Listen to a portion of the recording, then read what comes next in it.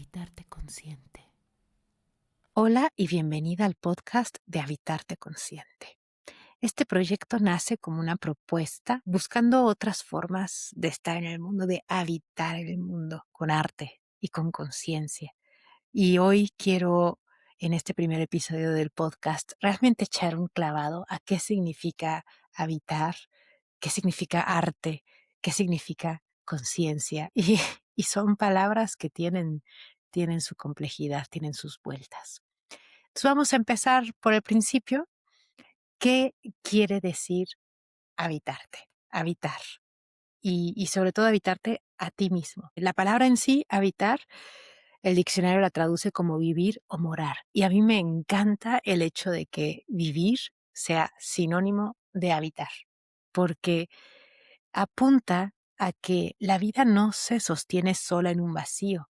La vida depende de su entorno y paralelamente el entorno es algo que, digamos, depende o responde a las vidas que lo habitan. Al final, cada entorno es un hábitat. Cuando empezamos a pensar que para vivir es necesario habitar, y se marca esta relación entre una parte y un todo, se pone digamos, el foco en esta relación, en el sistema, la ecología que hay donde mi vida está creando o está, digamos, dándole forma al entorno que a su vez sostiene y le da forma a mi propia vida. Entonces, cuando empezamos a entender esta relación entre el todo y la parte, eh, nuestra conciencia de cómo estamos viviendo, ¿no?, y habitando ese todo del cual somos parte, se vuelve muy distinta. Y también pensar que al mismo tiempo somos una parte de un todo y somos partes de muchos todos que van creciendo como capas de una cebolla, ¿no? Puedo pensar que soy parte de una familia o de un equipo de trabajo, de una asociación de colonos, de un municipio, de una ciudad, de un país, del planeta, del universo, finalmente del todo que llamamos Dios o la divinidad o el misterio. Y de todos esos sistemas yo soy una parte. Pero al mismo tiempo, yo soy un todo que está compuesto por un montón de partes, nuestros arquetipos, nuestras creencias, eh, todas las Eugenias que yo he sido y las que seré más allá del tiempo, están contenidas en esto que yo, digamos, entre comillas, soy. Entonces, contengo multitudes, diría William Blake, y esas multitudes que contenemos, también habitarnos es entender que mi conciencia, que es esa puntita del iceberg, ¿no?, de toda la mente de la cual la gran mayoría es inconsciente, es como vivir en una vecindad, ¿no?, en un edificio, y ahí hay muchísimas otras, expresiones. Jung los llamaba arquetipos, pero estas multitudes de las que hablaba Blake, estas, energías que nos conforman y que además no siempre se ponen de acuerdo y quieren cosas distintas, eh, cuando el ego toma su lugar como uno de los múltiples inquilinos que viven en este edificio, empieza a interesarse un poco más por conocer a sus vecinos. Son sus vecinos, no sus inquilinos, ¿no? Él no es el dueño del edificio, mucho menos es el edificio entero, aunque a veces lo pensamos así, ¿no? Entonces, en este nombre que elegí para el proyecto de Habitarte Consciente, está esa invitación de poner nuestra conciencia en cómo habitamos el entorno, cómo nos habitamos a nosotros mismos y todas las partes de nosotros que habitan nuestra psique, nuestro cuerpo, nuestra mente. Y es bien interesante, ¿no? Porque esa vida que habitamos, la realidad que habitamos, A veces pensamos que pues está allá afuera y es independiente, no tiene nada que ver conmigo, ¿no? Es lo que es, such is life, y a mí nada más me toca ver cómo navego en ella, ¿no? Y en cierto nivel, o digamos hasta cierto punto, eso es así. Pero visto desde otra perspectiva, realmente yo no veo el mundo como es el mundo, sino como soy yo. Entonces, sin meternos en cuestiones de cómo podemos impactar la realidad externa, material, que es un tema muy interesante y algún día tocaremos en un episodio de este podcast, eh, lo que yo percibo del mundo, eh, esa es la historia que me estoy contando y el mundo que yo estoy habitando está como inspirado en la realidad externa, pero realmente lo estoy creando yo. Vamos a poner un ejemplo muy sencillo, ¿no? Si yo, no sé, mando un mensaje y no me contestan, un ejemplo muy, muy típico, yo voy a rellenar la información que me falta, ¿no? Entonces voy a pensar, no me contestó porque ha muerto o no me contestó porque me odia. O puedo ser menos dramática y decir, no me contestó porque probablemente estará ocupada esa persona. Eh, pero si yo pienso, no me contestó porque murió, me voy a poner de luto. Si yo pienso, no me contestó porque me odia, me voy a sentir rechazada. Y la emoción, la realidad que voy a estar habitando yo en mi mente en ese momento es la de que esa persona murió o me odia o lo que fuese. Después me voy a enterar que no era así y voy a decir, pero lo bailado nadie te lo quita, ya te marinaste en esa emoción un rato por una realidad enteramente creada por ti. Y bueno, en ese ejemplo es obvio que se ve muy claro, ¿no? En donde uno está rellenando y en donde termina y ya como que la realidad sobrescribe lo que yo me había contado sobre ella, ¿no? Pero uno de los aspectos más interesantes de la palabra habitar es que eh, es un término frecuentativo, o sea, viene del latín, ¿no? Y habitar es el frecuentativo de habere. Entonces, quiere decir que es algo que en realidad lo definen como tener, poseer o sostener, ¿no? Con frecuencia, diario, con constancia, con ritmo, ¿no? Si yo voy un día a un espacio y tengo ese espacio, ocupo ese espacio durante 5 minutos y me voy, pues estuve de visita. Pero si yo ocupo el espacio diario, todos los días, todo el día, con frecuencia y con constancia, entonces lo habito.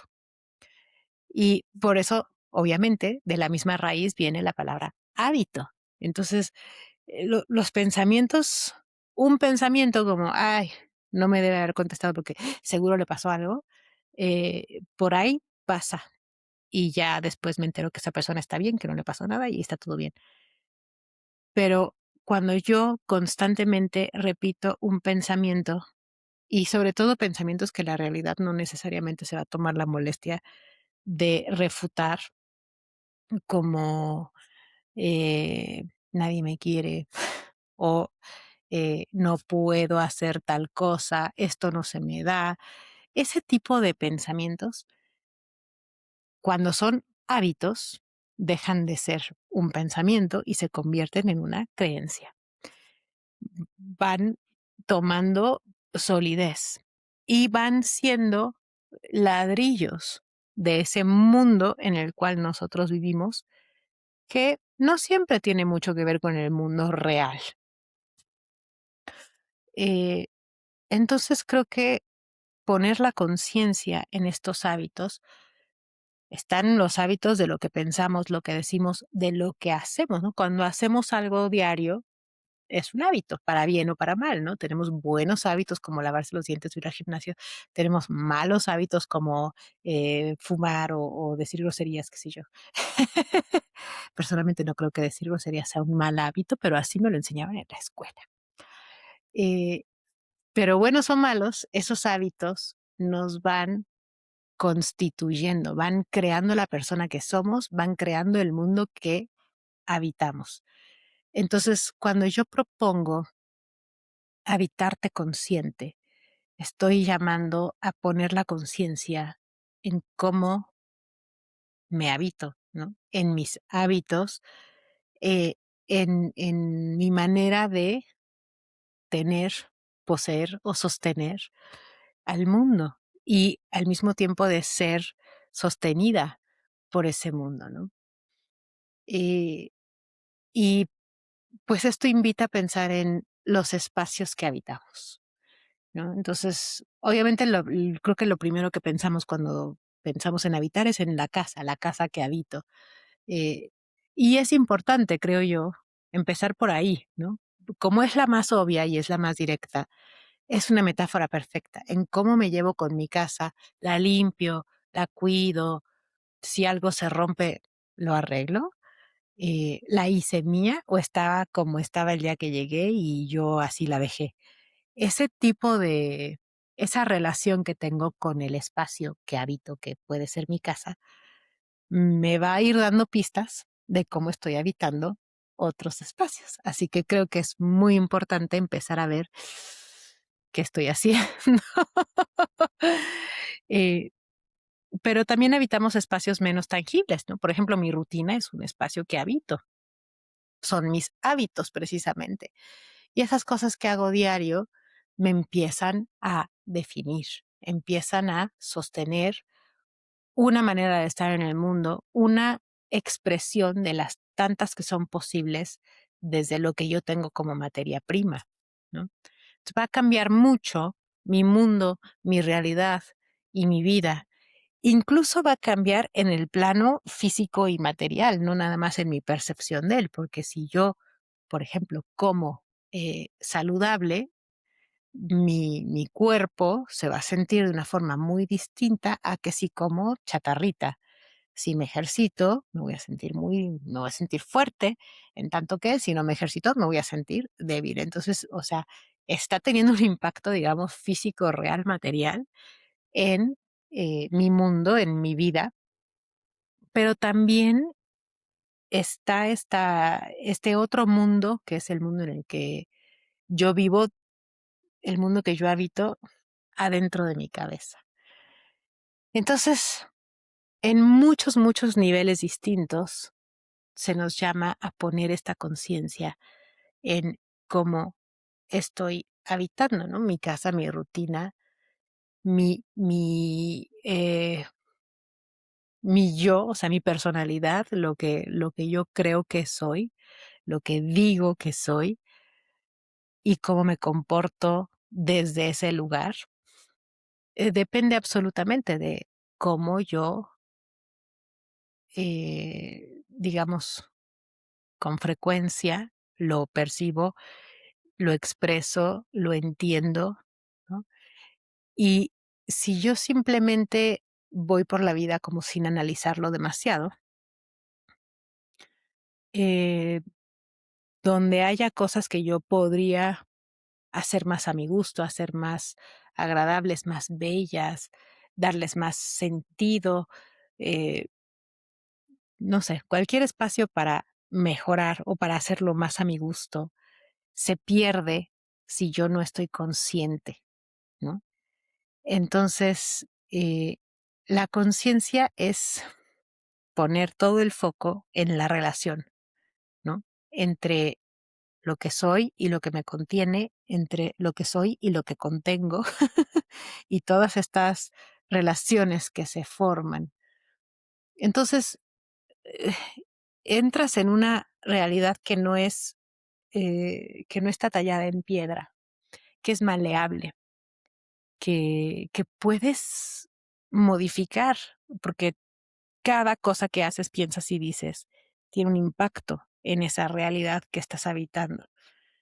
Entonces, si estás consciente de ver esos impactos, dices, ah, ok, entonces puedo hacer esto, puedo cambiar las cosas.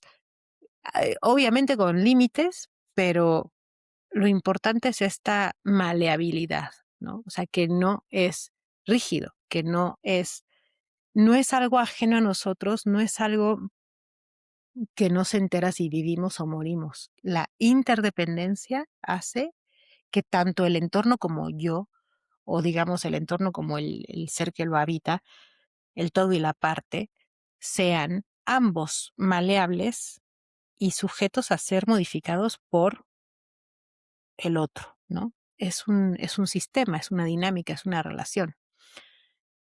Y cuando reconoces esa relación y te haces responsable, es decir, aceptas el poder que tienes de cambiar las cosas y entiendes que lo que no cambies es así porque tú así lo dejaste ser. Eh, Como decía el tío de Spider-Man, ¿no? Con el poder viene la responsabilidad y viceversa. En el momento en el que tomas la responsabilidad, estás tomando el poder. Entonces, la conciencia en este contexto es la semilla del poder. Es el primer paso a entender esta interdependencia de la cual nace la responsabilidad y por lo tanto el poder. Y la idea es aquí, ya que uno tiene poder, el poder es algo tremendo, es un arma de dos filos y mientras más grande es el poder, más, más se puede hacer en términos de lo que buscamos, de lo que nos parece bello y bueno y maravilloso, pero también más grandes son los errores y más desastres pueden ocurrir. Entonces, el poder es algo que hay que tener con cuidado y por eso creo que es tan importante jamás despegarlo de esta conciencia, porque la conciencia lo va a mantener arraigado, lo va a mantener como anclado y no va a dejar que se vuelva un monstruo loco como villano de superhéroes, ¿no? Y que quiera conquistar todo el mundo. Es como sin megalomanía, sin que explote, mantenerlo ahí en un lugar adecuado, desde donde nos da muchas oportunidades, pero sin que, sin, digamos, sin borrar los límites de lo posible. Tener poder para cambiar tu vida no significa que puedes hacer cualquier gesto mágico, como de programa de televisión, ¿no? Mover la nariz o lo que sea, y que todo sea como tú quieres. Eso no es poder. El poder es entender hasta qué punto cada una de tus acciones, cada uno de tus pensamientos y de tus palabras están modificando tu realidad. Y entonces, cuidarlas y decir lo que uno debe decir y pensar lo que uno debe pensar y no dejar eh, que nuestras palabras y nuestros pensamientos o nuestras acciones estén movidas por el error, ¿no? Esto, yo creo que una de las religiones que más énfasis ha hecho en esto es el budismo, porque si bien todas las religiones tienen algún concepto como el pecado o la indignidad, eh, creo que se van mucho a una cuestión emocional muy fuerte, ¿no? Del pecador, por ejemplo, es como que insulté a Dios. Y hay mucho peso y hay mucha culpa y hay mucha vergüenza en esa manera de verlo, ¿no? Pero los budistas le bajan tres rayitas y lo ven de una forma mucho más aterrizada. Me equivoqué, cometí un error. Y creo que cuando uno simplemente se da cuenta de que a veces comete errores y que esos errores hasta cierta medida, digo, se pueden reparar o por lo menos se puede evitar que se repitan. Empieza a haber como una disposición a cambiar, corregir, tunear la realidad, sabiendo que sí que nos podemos equivocar, ¿no? Decir, esto nunca me sale bien. O la gente que te dice, ¿no? Le vas a vender un boleto para una rifa y te dicen, es que yo nunca me gano nada. Y cada vez que lo dicen, lo decretan. Y cada vez que lo decretan, van solidificando esta realidad en la que están viviendo, donde efectivamente nunca se van a ganar, pues nada, porque lo están construyendo. Entonces, cuando uno se hace consciente y dice, ok, no puedo crear cualquier cosa, esto no es como en las películas que muevo la nariz y pasa lo que yo quiera, pero cada cosa que hago está siendo una puntada en ese gran tapiz que es la realidad, ¿no? Entonces, para decidir qué pensamientos, acciones o palabras serían las correctas, las que no son errores, eh, pues depende de lo que quiero construir, ¿no? Vamos a pensar que cada acción es de un color y un color del arco iris, ¿no? Es roja, verde, azul, amarilla. Si yo estoy bordando a punto de cruz, ¿no? O pensemos en los píxeles en una pantalla. Cada píxel tiene que ser de un color específico para que la pantalla muestre la imagen. Entonces, si yo quiero un paisaje que tiene principalmente verde y azul, pues un píxel morado tal vez no sea, no me va a dar la imagen que estoy buscando, ¿no? Obviamente, si es un píxel morado, no se va a notar. Y esto pasa con las acciones, con los pensamientos, con las palabras. Uno solito no hace gran cosa, pero cuando se vuelve hábito, cuando ya estamos hablando de habitar, de la frecuencia, es como si hubiera un montón de píxeles morados. Entonces se va a ver una mancha morada o se va a ver la pantalla entera morada y no voy a tener verdes y azules y blancos para hacer el pastito y el cielo.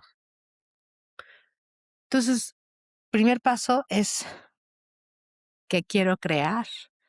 Obviamente hay que tomar en cuenta lo que uno tiene ya en su cajita de herramientas, ¿no? Porque si yo entre mis colores no tengo azul, pues pintar un cielo va a ser muy complicado.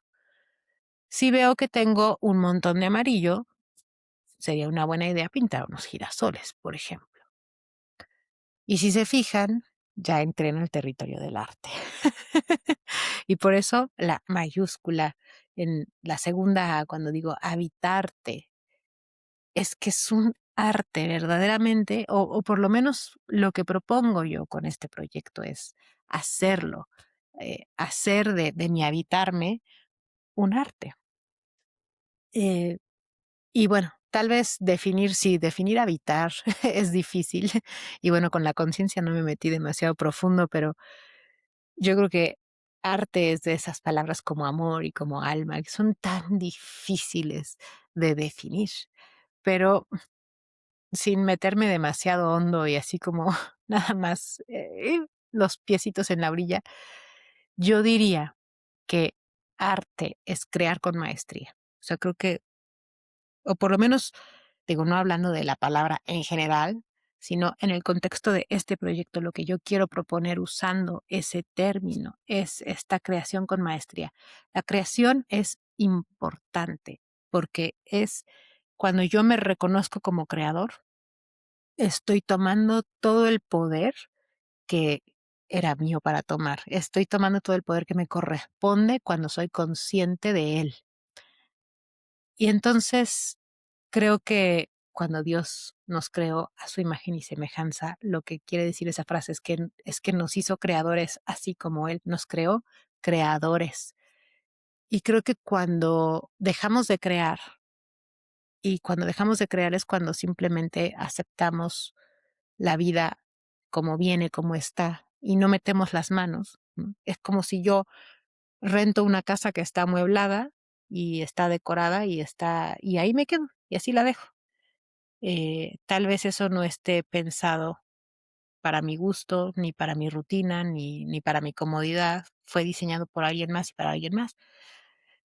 No va a ser óptimo para mí, pero si yo eh, hago arte, ¿no? Si yo voy a crear con maestría, pues voy a decir, bueno, que me gusta, que necesito, que quiero, que tengo, ¿no? Tampoco es como que puedo tirar cualquier pared o, o sea, hay límites en lo que puedo cambiar allá afuera, ¿no?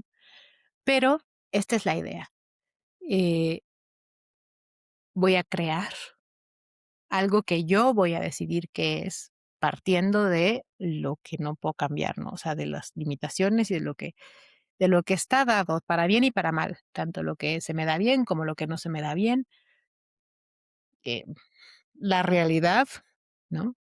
Así como está, así viene. Okey, así con esto, ¿qué puedo hacer? Y obviamente mis pinceles son mis palabras, mis pensamientos, mis acciones. Eh, cada segundo de mi existencia va a ser de un color, y la suma de todos esos colores va a dar una imagen. Entonces, si yo quiero cambiar esa imagen, tengo que ir segundo por segundo. Y obviamente que esto no es fácil, pero tampoco es tan difícil. Al principio es muy difícil, entonces como empezar es lo más complicado, mucha gente cree que es imposible y ni siquiera ya lo intentan. La cantidad de clientes que me responden cuando yo les doy avenidas posibles, ¿no?, para cambiar sus vidas y me contestan: "Es que no es tan fácil". Yo no venía aquí a decirte que era fácil, yo venía con la buena noticia de que es posible.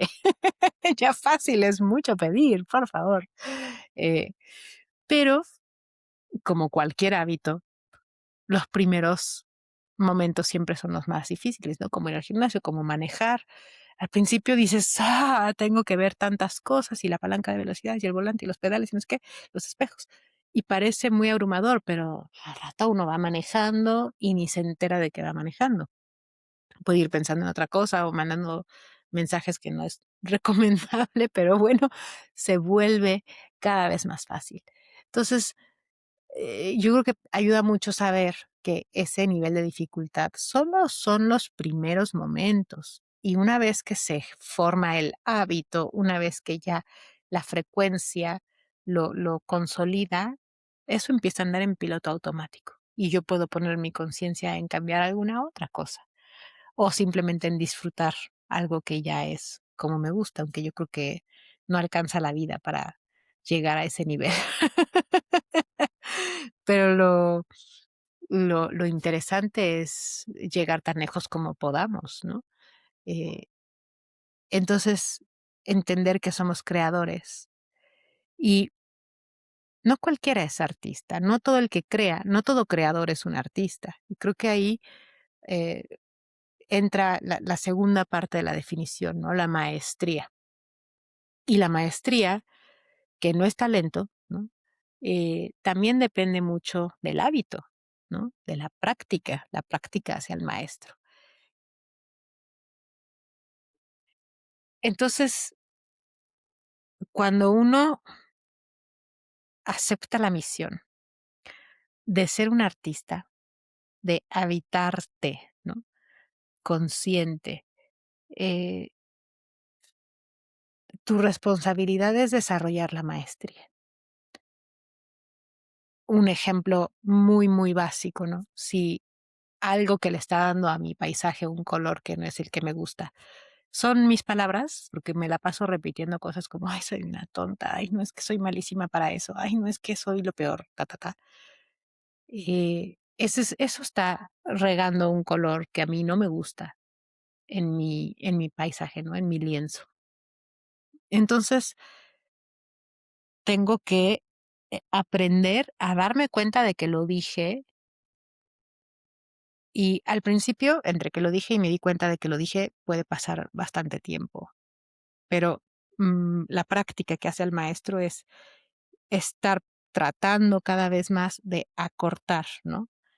De apenas lo estoy diciendo, ya me di cuenta de que lo dije. Y finalmente ese camino lleva a que antes de decirlo ya tengo el filtro de, no digas eso, eso no es cierto, así que no lo digas.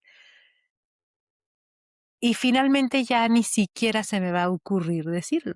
Entonces, algo que era un hábito pernicioso que estaba creando un color que no es el que yo quiero, al principio es muy difícil, pero del otro lado, piloto automático, eso desaparece por completo el impulso. Ya ni siquiera tengo que estar consciente de, así como de que pase y reprimirlo, sino ya ni pasa, ¿no? Se va solo. Entonces, esta es la práctica, ¿no? Este es el trabajo que se tiene que hacer para desarrollar la maestría que nos va a permitir crear lo que nosotros queramos y habitar esa realidad. Y creo que aquí, o sea, cuando uno piensa en crear, y es obviamente un tema que está siempre relacionado con el arte, es la belleza y la estética. Y a mí me llama mucho la atención que la palabra estética, en su origen, tenía que ver con la percepción. O sea, se refería a lo que se percibe a través de los sentidos, en general. Y después, a través de la filosofía, la estética se fue convirtiendo en la ciencia de lo bello y en la nuestra capacidad de percibir la belleza, ¿no? Y de saber que algo es bello cuando está frente a nosotros. Entonces, esta cosa entre la pura percepción y la capacidad de percibir belleza, que es todo lo que tiene dentro la palabra estética, nos lleva mucho a, cuando yo voy a crear algo, pues quiero que sea bello. Y también es difícil definir la palabra bello o belleza, ¿no? Pero una definición creo que bastante atinada es la cualidad de las cosas que nos hace amarlas. Entonces, obviamente la belleza está en los ojos de quien la mira, por eso es el tema de la estética y la percepción. Y lo que es bello para mí no necesariamente va a ser bello para ti. Pero cuando se trata de tu vida, pues solo importa lo que tú percibes como bello. Y eso es lo que podríamos llamar tu estética, cosa que es tan importante cuando uno hace arte, ¿no? Su estética. Entonces, conocerte bien, conocer tu estética, ¿qué es para ti bello? ¿Qué haría tu vida bella en el sentido de que haría que tú te enamores de tu vida, que digas, oh, esta es la mejor vida, que te enamores de ti mismo, de la persona en la que te conviertes cuando tus hábitos son conscientes y cuando realmente estás habitando tu ser y tu ser habitando el mundo a su vez con conciencia, con arte, con maestría. Se vuelve bello. Quizá no para otra persona, eso no importa. Si tú lo ves como bello, entonces tu experiencia va a ser muy agradable, va a ser amorosa, te va a encantar. Y esa es la propuesta y ese es el objetivo para el cual he diseñado este programa. Entonces, más allá de haber hablado de lo que significa habitarte consciente en términos de la propuesta, que sería una invitación a que cada uno de nosotros esté habitándose con conciencia y con arte. Habitarte consciente es el nombre que le he dado a este proyecto, que no nada más es el podcast, es más grande, porque incluye todo un entorno donde hay comunidad, ¿no? Donde hay aprendizaje, donde hay acompañamiento y donde hay herramientas para habitarte consciente. Así que también como parte de este primer episodio de podcast, quería yo tomar esta oportunidad para compartir esa otra parte, ¿no? De lo que significa la frase habitarte consciente, el proyecto que lleva ese nombre. Y bueno, es un proyecto totalmente digital, online, gracias a las nuevas tecnologías que nos permiten estar en cualquier país, pero en relación directa. Y es contenido, es conocimiento, ¿no? Es una biblioteca de videos que explican temas que tienen que ver con, pues yo creo que todas las disciplinas que a lo largo de la historia han buscado el mismo objetivo que tiene habitarte consciente, es decir, este bienestar, esta felicidad que viene de cuando tu vida es eh, algo que tú amas, cuando tú mismo eres alguien que tú amas, ¿no? Y creo que las religiones y las tradiciones espirituales han buscado eso, con el foco entre el todo y las partes, el todo siendo la divinidad, ¿no? Dios. pero que también van mucho a la moral y que nos enseñan a vivir bien, digamos, entre comillas. Eh, Está la psicología, por supuesto, la filosofía. Y están los oráculos, el tarot, la astrología, todas estas herramientas que históricamente hemos usado para conocernos mejor, para entender esta relación entre el vivir o la vida, digamos, y el hábitat o el entorno, entre la realidad y la percepción, entre lo divino y lo material o lo mortal, ¿no? Entre lo inmortal y lo mortal, diría yo, lo efímero. Todas estas relaciones que son las que surgen cuando se habita, ¿no? Porque quedamos que habitar trae esta relación entre la vida y el entorno, entre el todo y las partes.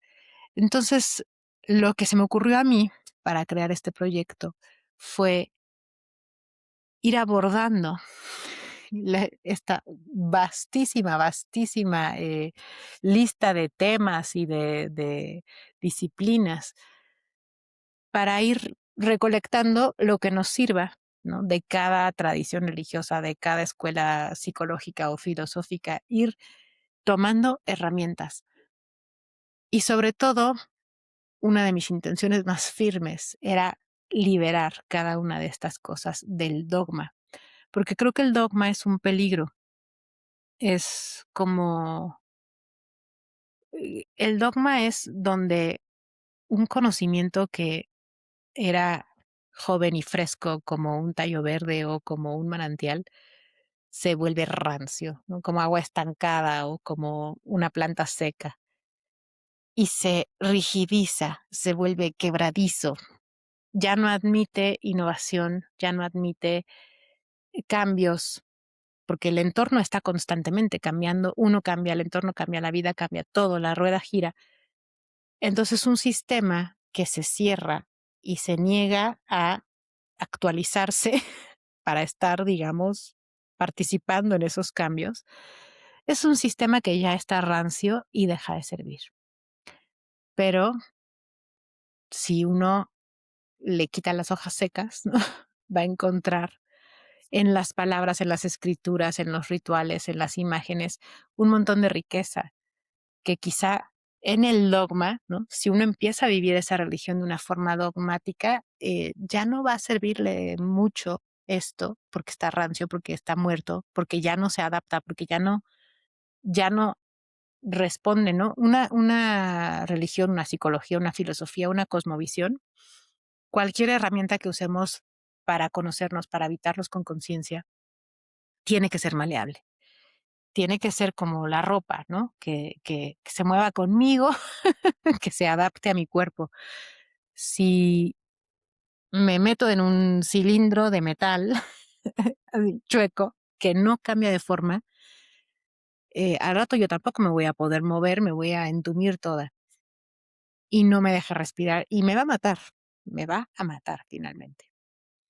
Y yo veo con mucha tristeza, pues no diría tristeza, pero ha sido algo que me inquieta, porque soy psicóloga, porque me interesan las religiones desde que era muy chiquita y he estado en la búsqueda de una religión o una filosofía o una escuela que me diera lo que yo necesitaba, aunque ni siquiera sabía bien qué necesitaba. Pero a través de muchas décadas en esta búsqueda, eh, he llegado a la conclusión de que cualquiera sirve mientras no esté rígida, ¿no? Mientras no esté como cuajada en un dogma. Eh, y como que cualquiera sirve, pero no todas sirven en todo momento. O sea, hay momentos en los que esto te va a servir, hay momentos en los que aquello te va a servir. Y si uno se mantiene siempre esto, ¿no? Libre de dogma, y yo creo que la forma de estar libre de dogma es no profesando o practicando una religión de cabo a rabo, sino esto, ¿no? Como creando su propia mitología, creando su propia sus propios rituales, sus propias maneras, ¿no? Entonces, si uno estudia todo el abanico que hay, religiones, filosofía, psicología, todo esto, empieza a poder elegir de ahí. Ahorita esto me va a venir muy bien. Y es como un pajarito que hace su nido, ¿no? Va y recoge un palito y lo pone aquí, y va y recoge otro palito y lo pone aquí. Y eso es exactamente lo que propongo. Propongo ir, eh, o sea, ofrecer todo este material a través del podcast, a través de las redes sociales y a través de la página que es habitarteconsciente.com, que la pueden visitar si quieren, es estar ofreciendo todos estos, pues, palitos para que cada uno de ustedes pueda ir escogiendo los que tienen la forma adecuada, los que les sirven, los que les gustan, para crear ese nido. Y finalmente, ese nido es eh, lo que vamos a estar habitando, ¿no? Soy yo, es mi entorno, es mi casa, es mi rutina, es mi psique. Y en la medida en la que yo conscientemente vaya construyendo ese espacio para habitarlo con alegría, la vida se va a hacer cada vez más dulce. Y tomamos toda la riqueza y toda la sabiduría que hay en tantos esfuerzos que ha hecho la humanidad por construir una religión, por construir una psicología o una filosofía. Y no hace falta elegir y bautizarse digamos, insertarse en un sistema con un código muy específico. Uno puede, desde su flexibilidad, ir tomando de cada uno lo que le sirva, ¿no? Y así es como tratamos de dejar afuera al dogma, que no se cristalice nada y que pueda ser adaptable, porque la persona que soy hoy, las necesidades que tengo hoy, los gustos que tengo hoy, no van a ser iguales a los que voy a tener en otro momento.